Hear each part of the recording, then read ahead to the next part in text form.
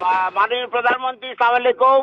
এখানে বিডিআরে বিদ্রোহ হয়েছে, আমি আছি দরবার হলে, আমার অফিসারদের সহ আমাদেরকে ঘেরাও করে গুলি করছে ওরা। আমাদের অস্ত্র নাই, এই জন্য আমরা জবাব দিতে পারছি না। অলরেডি র্যাব মুভ করছে, সেনাবাহিনীও মুভ করবে। আপনি যত দ্রুত পাঠাবেন তত তাড়াতাড়ি পরিস্থিতি আমরা সামাল দিতে পারবো। যাচ্ছে, আমি দেখি হেলিকপ্টার পাঠানো হচ্ছে।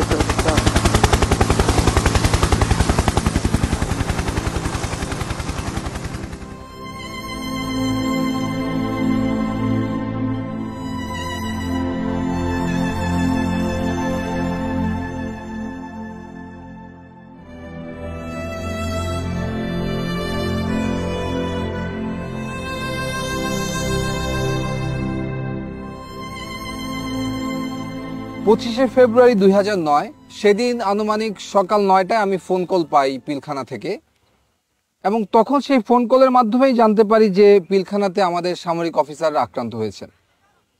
আমি সাথে সাথে তৎকালীন মইনু আহমেদের এডিসি ক্যাপ্টেন জুনায়েদকে এটা ফোনে জানাই, এবং উনি আমাকে বলেন যে সেনাপ্রধান অবগত আছেন এবং উনি ব্যবস্থা নিচ্ছেন। এরপরে এমআইএসটি থেকে আমরা কতিপয় অফিসার সকাল 10:30 বা 11টার সময় আমরা এই আবাহনী মাঠে চলে আসি, এবং এসে দেখতে পাই যে অলরেডি 46 ব্রিগেড এই আবাহনী মাঠে ডিপ্লয়েড অবস্থায় আছে। শুধু আবাহনী মাঠেই না, 46 ব্রিগেডের একটি অংশ এই মেডিনোভার সামনে এই রাস্তায় পিছনের গলিতে ভারী অস্ত্রশস্ত্র নিয়ে সকাল 10:30 থেকে অপারেশন পরিচালনা করার জন্য রেডি ছিল। এর বাইরেও পিলখানার 3 নম্বর এবং 5 নম্বর গেটে র্যাবের একটি সেকশন এবং একটি প্লাটুন অপারেশন রেডিনেস অবস্থায় ছিল। আর আমি ঠিক যেখানে দাঁড়িয়ে আছি সেখান থেকে মাত্র 300 গজ দূরে ওই যে গাছটি দেখা যায় সেটি হচ্ছে পিলখানার গেট। অর্থাৎ পিলখানা থেকে মাত্র 300 গজ দূরে সকাল 10:30 থেকে সেনাবাহিনী অপারেশনের জন্য সম্পূর্ণ প্রস্তুত ছিল, অপেক্ষা করছিল একটি আদেশের জন্য, মুভ ফরওয়ার্ড। সে আদেশটি আর আসেনি।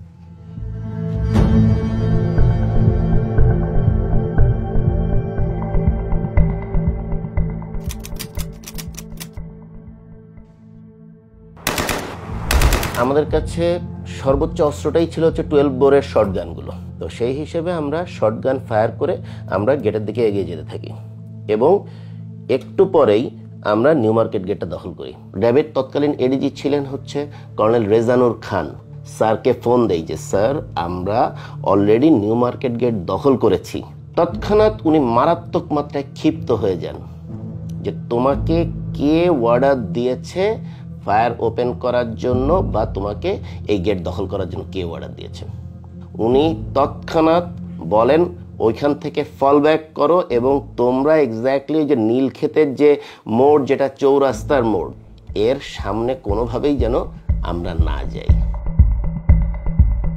এর ভিতরে আমি ফোন পেলাম এডিজি কর্নেল রেজানুর খানের কাছে। উনি আমাদেরকে বললো যে তোমরা ভিতরে প্রবেশ করবে না এবং গুলি আপাতত করবে না, আমরা জানাবো কি করতে হবে।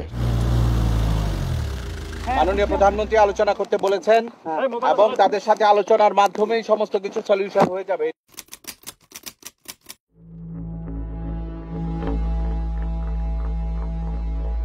আনুমানিক বেলা 12টার দিকে আমরা দেখতে পাই 3-4 জন লোক সাদা পতাকা হাতে নিয়ে পিলখানার দিকে এগিয়ে যাচ্ছে, এবং তারা যখন পিলখানার দিকে অ্যাপ্রোচ করলেন হঠাৎ করে আচানকভাবে গুলি বন্ধ হয়ে গেল। আমরা খুব অবাক হয়ে তাকিয়ে দেখছিলাম যে এ ধরনের হঠাৎ করে কারা এরা। পরবর্তীতে জানতে পারি তারা ছিল আওয়ামী লীগের 4 জন সংসদ সদস্য, মির্জা আজম, জাহাঙ্গীর কবির নানক, ওয়ারেস হোসেন বেলায়েত এবং মাহবুবা রাগিনী। আমার বাবা যখন কল দেয়, আমি তখন কলটা আমি রিসিভ করেছিলাম আর কি। তো আমি কলটা রিসিভ করার পর আমার বাবা বলে যে আমার মাকে যেন আমি ফোনটা দিই। এইটাই আমার বাবার লাস্ট।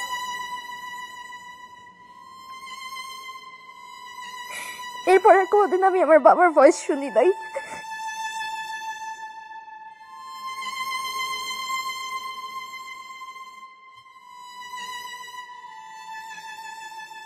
বাংলাদেশের প্রত্যেকটা চ্যানেল তৎকালীন প্রচার করছিল যে জেনারেল শাকিল জীবিত আছেন। শুধু একমাত্র দেখি এনডিটিভি বা ইন্ডিয়ান একটা চ্যানেল প্রচার করলেন সকাল সকাল যে general Shakil has been assassinated. কোনো সন্তান তো এই সংবাদ বিশ্বাস করতে যাবে না। এত তাড়াতাড়ি সবকিছু হচ্ছিল, কেউ কিছু বলছিল না। আঙ্কেল আন্টিরা ছিল, বলতাম যে আমি বাসায় যাব, ওটার কোনো উত্তর ছিল না। হলে আব্বু আমার সাথে কথা বলবো, কেউ উত্তর দিচ্ছিল না আমাদের।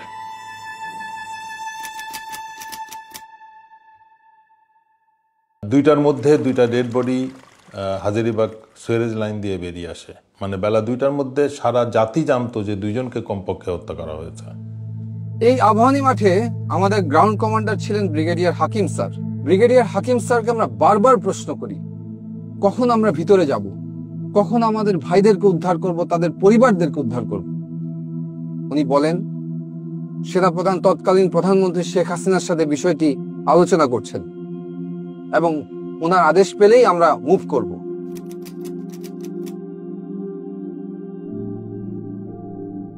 সেই পরিস্থিতিতে আমরা দেখলাম 3টার সময় প্রধানমন্ত্রীর সাথে কিলার 14 জন কিলার মিটিং করে এবং যমুনাতে তারা যায়। যে বিষয়টা আমাদেরকে অবাক করে, কোনো ইন্টেলিজেন্স এজেন্সি বা সরকারি সংস্থা, প্রাইম মিনিস্টারের অফিসিয়াল রেসিডেন্স, SSF, কেউই আমাদেরকে ওই 14 জনের নাম বা ছবি দেয় না। হঠাৎ করে দেখলাম যে একটা টিম সাহারা খাতুনের নেতৃত্বে আইজিপি এবং আরো 2-1জনকে সাথে করে ভেতরে প্রবেশ করলো 25 তারিখে রাত্রেই। পরে সাহারা খাতুন যখন আসে আমরা ওনার গলার আওয়াজ পাই এবং আমরা মনে করি যে মেবি ফাইনালি উনি আসাতে হয়তো কোনো একটা মিটিগেশন হবে বা কোনো কিছু হবে। কিন্তু দেখলাম যে 10 মিনিট সাহারা খাতুন মানে কি বক্তৃতা দিলেন টিভি ক্যামেরার সামনে দিয়ে, উনি পরে চলে গেলেন। আমরা লক্ষ্য করলাম যে উনি যখন বের হয়ে আসছে যে শুধুমাত্র ক্যাপ্টেন মাজারের ওয়াইফকে নিয়েছে। ক্যাপ্টেন মাজারের ওয়াইফ ছিল আইজিপি নূর মোহাম্মদের মেয়ে, যেহেতু আইজিপি নিজেই ছিলেন ভিতরে। বাকি যে কয়টা ফ্যামিলি উনি এনেছিলেন এরা সবাই ছিল ওই বিদ্রোহীদের ফ্যামিলি, যারা এই ডিএডি বিদ্রোহ করেছে। অন্যান্য সকলের সাথে তাদের পরিবারকে উনি বের করে নিয়ে আসলেন। এভাবে কিন্তু আপনার 25 তারিখ শেষ হয়ে গেল, আমরা কিছু করতে পারলাম না। আমরা সব দাঁড়িয়ে দাঁড়িয়ে একটা, আমি বলবো আমরা তামাশা দেখছিলাম।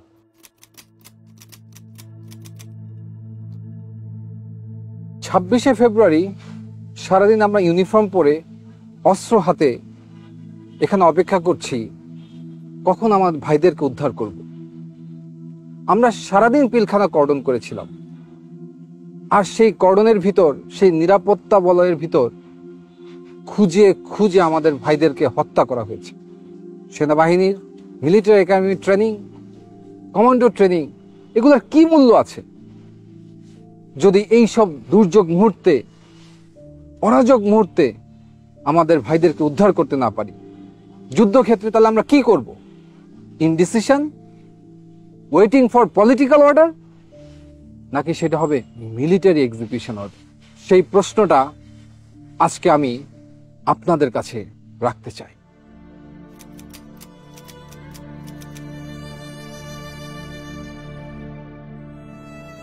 সাতাশ তারিখ আমরা যখন পিলখানায় ঢুকি, সে এক অন্য পিলখানা, চারিদিকে ধ্বংসযজ্ঞ, গুলির ছাপ, রক্তের ছাপ। আমাদের ভাইগুলোর লাশ আমরা গণকবর ম্যানহোল থেকে উদ্ধার করি। লাশগুলো ছিল বিকৃত।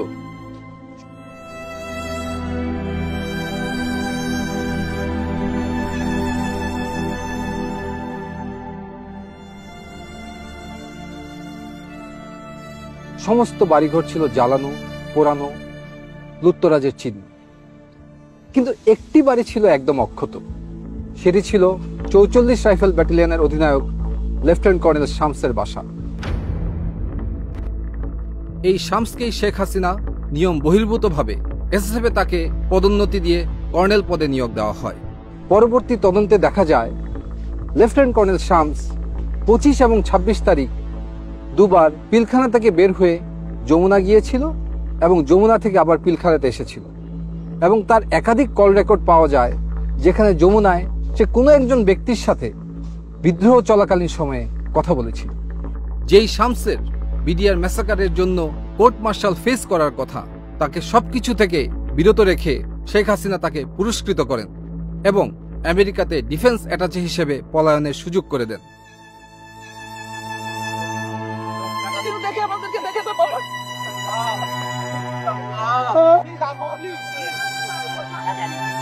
ঠিক আছে, আমরা তুমি ওখানে বসো।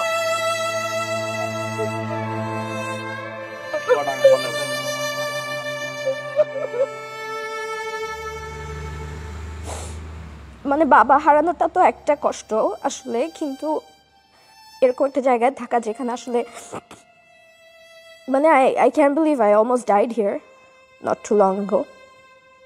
মানে এখন যে বেঁচে আছি এটাই তো মানে এটাই অনেক অবাক লাগে আর কি।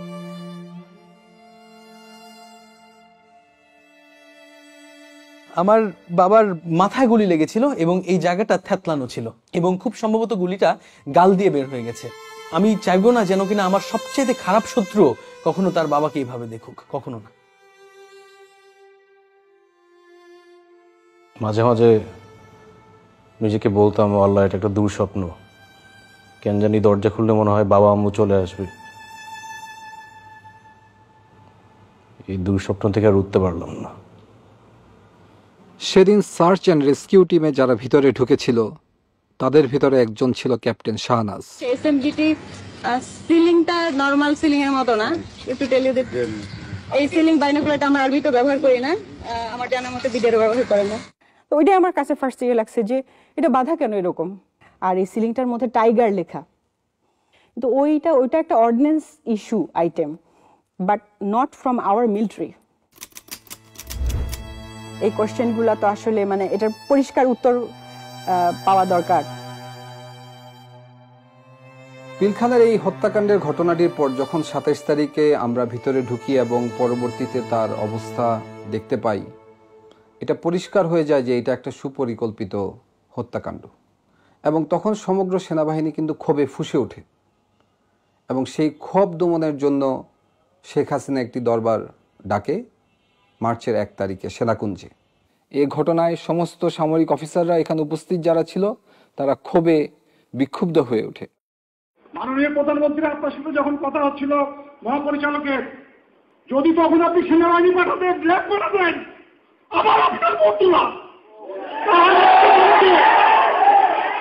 তারা দরবারভাবে ঢুকেছে আধা ঘন্টা পরে এবং তারা কিলিং শুরু করেছে 11:30 থেকে 11টার পরে। তার আগে কাউকে মানে নাই, কিন্তু যদি সেনাবাহিনী এই এখান থেকে এইটুকু যদি 1 ঘন্টার মধ্যে ঢুকতে না পারে, সেই সেনাবাহিনী আমাদের দরকার নাই, দরকার নেই আমাদের। আমরা অসহায়ের মতো ওখানে বসে আছি, সবাইকে বলা হচ্ছে, সবাই আমাকে বলছে আসছে আসছে, কেউ আসলো না। তখন যদি ইচ্ছা আমার সেনাবাহিনী কোথাও আমাদের একটা ট্রেন পাঠাতো, অথবা একটা যদি আমাদের কমান্ডো বাহিনী একটা প্ল্যাটুনও যদি যেত, ওরা পিপিলিকের মতো পাঠিয়ে যেত, কিন্তু কেউ গেল না। অসহায়ের মতো আমার অফিসারগুলো সব মেরে ফেললো, সব মেরে ফেললো।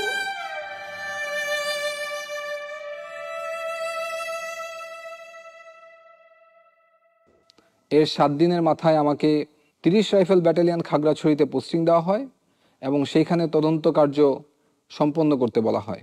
আমি যখন তদন্ত শুরু করি এবং তখন দেখতে পাই যে ভারতের বিএসএফ এর বর্ডার পোস্ট থেকে বাংলাদেশের সমস্ত বিওপিগুলোতে উস্কানিমূলক মেসেজ দেওয়া হয়েছে এবং সেই মেসেজের সারমর্ম ছিল যে বাংলাদেশের বিডিআর সৈনিকরা যেন বিদ্রোহ করে, তাদেরকে সেনাবাহিনী হত্যা করতে আসছে এবং তারা যেন অস্ত্র ধরে।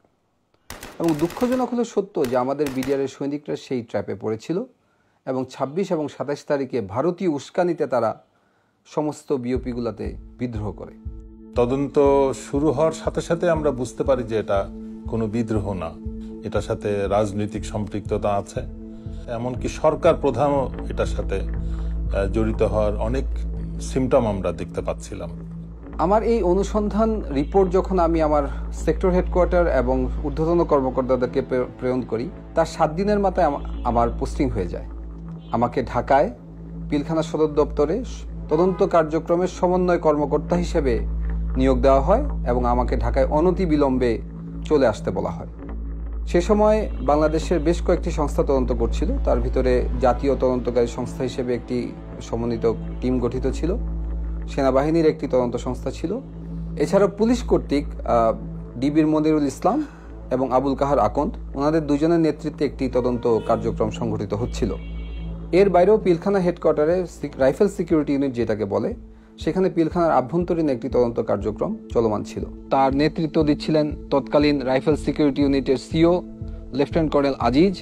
এবং আমি খুব অবাক হয়ে লক্ষ্য করি যে র্যাব কর্তৃক সবচেয়ে বেশি তথ্য উপাত্ত সংগ্রহ করা হয়েছিল, কিন্তু কোনো এক অজানা কারণে র্যাবকে সেই তদন্ত থেকে সরিয়ে দেওয়া হয়।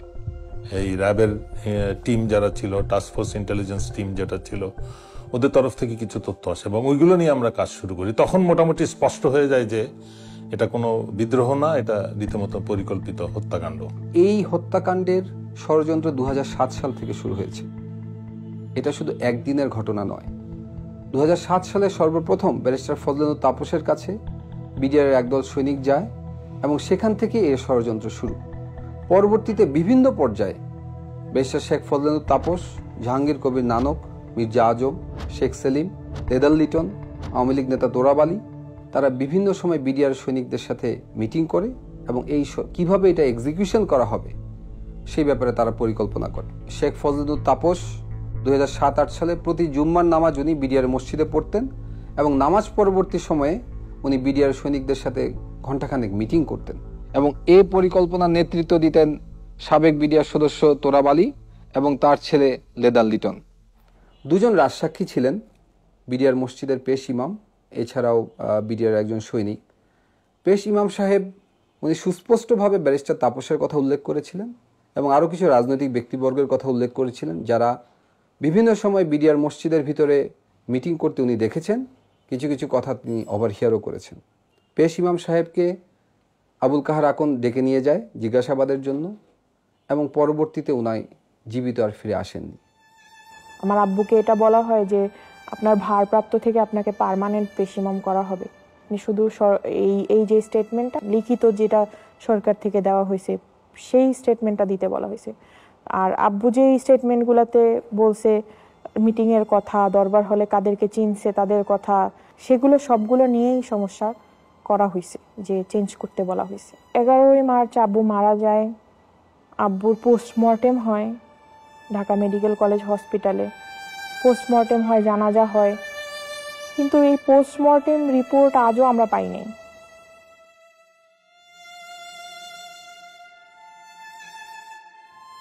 আর বিডিআরের যে সৈনিক রাজসাক্ষী দিয়েছিল তার লাশ পাওয়া যায় গলায় ফাঁস দেওয়া অবস্থায়। ছবিতে এবং ভিডিওতে দেখা যায় যে মৃতদেহর পা মাটিতে লেগে আছে, যা কোনোভাবেই একটি ফাঁসির সাথে সঙ্গতপূর্ণ নয়। সবচেয়ে দুঃখজনক বিষয় হচ্ছে এই সাক্ষীরা সরকারি হেফাজতে ছিলেন। সরকারি হেফাজতে থাকা অবস্থায় এ ধরনের একটি রহস্যময় হত্যাকাণ্ড কিভাবে সংঘটিত হলো সেটিরও কোনো তদন্ত সে সময় করতে দেওয়া হয়নি, যাতে জাতির সামনে আসল সত্য কখনোই উন্মোচিত না হয়। যে 2008 সালের শেষের দিকে বাংলাদেশের সমস্ত ডিএডি এবং 2009 সালের প্রথম দিকে সমস্ত ডিএডি এই ষড়যন্ত্রে সামিল হয়েছিল এবং তারা শেখ ফজলুল তাপস, জাহাঙ্গীর কবির নানকের সাথে 22শে ফেব্রুয়ারি দেখা করেন।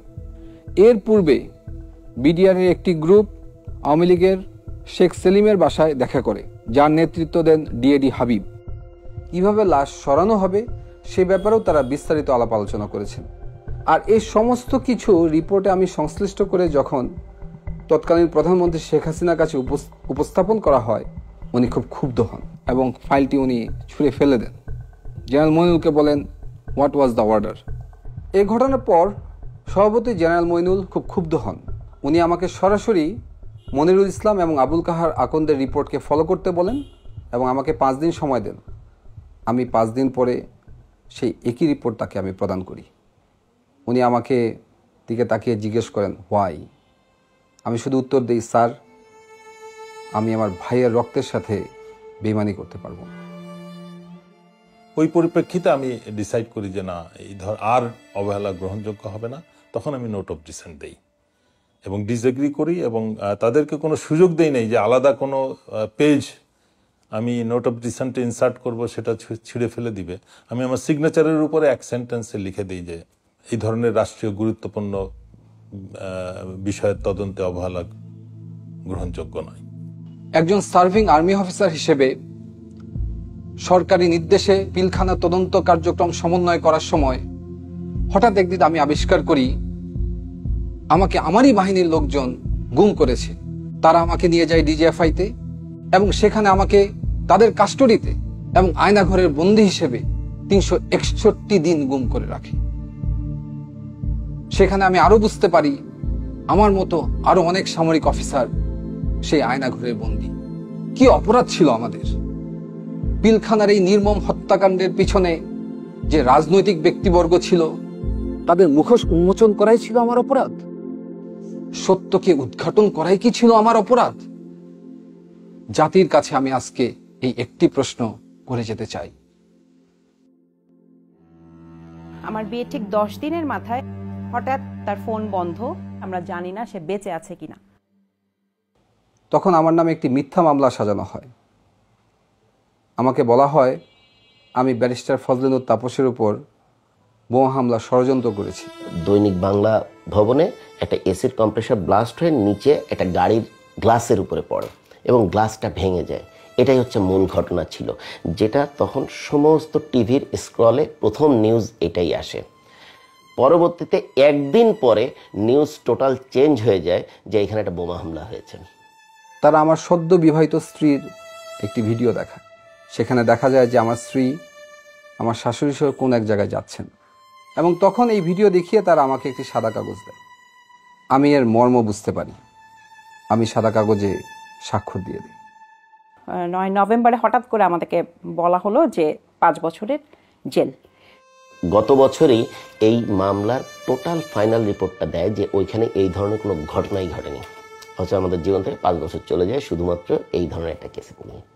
যারা যারা এই নৃশংসতম হত্যাকাণ্ডের সত্য বের করতে চেয়েছে, এই সত্যের পিছনে যারা কাজ করেছে, প্রত্যেকটা পরিবারকে নানাভাবে অপমান, নির্যাতন, জুলুম, জেল অথবা গুমের শিকার হতে হয়েছে।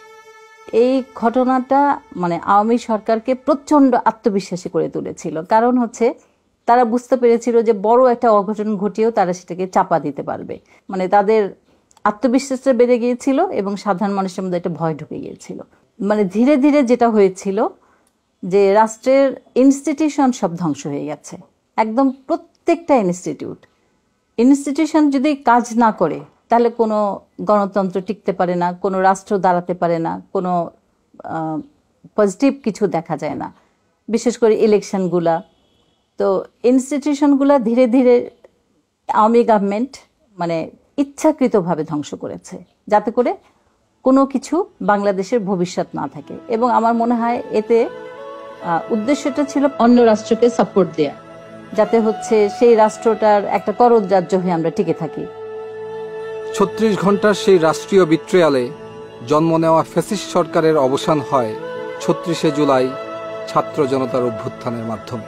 আমরা চাই না বাংলাদেশে আর কোনো দেশবিরোধী শক্তির আগমন ঘটুক। কতটুকু অশ্রু গড়ালে হৃদয় জলে সিক্ত, কত প্রদীপ শিখা জ্বালালে জীবন আলোয় উদ্দীপ্ত, কত ব্যথা বুকে চাপালে তাকে বলি আমি ধৈর্য। নির্মমতা কত দূর হলে জাতি হবে নির্লজ্জ। আমি চিৎকার করে কাঁদিতে চাহিয়া করিতে পারিনি চিৎকার।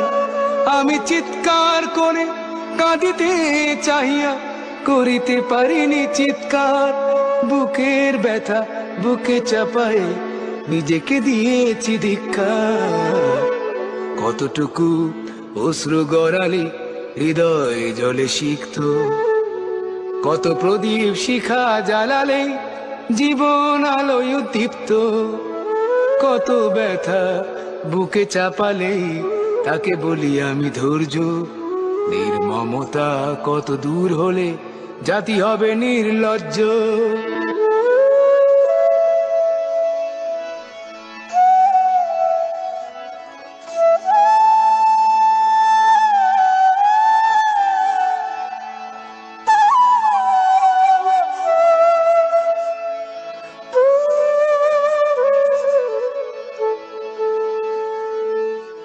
আজও কানে ভাসে সেই কথাগুলো, কে জানে হবে যে শেষ কথা।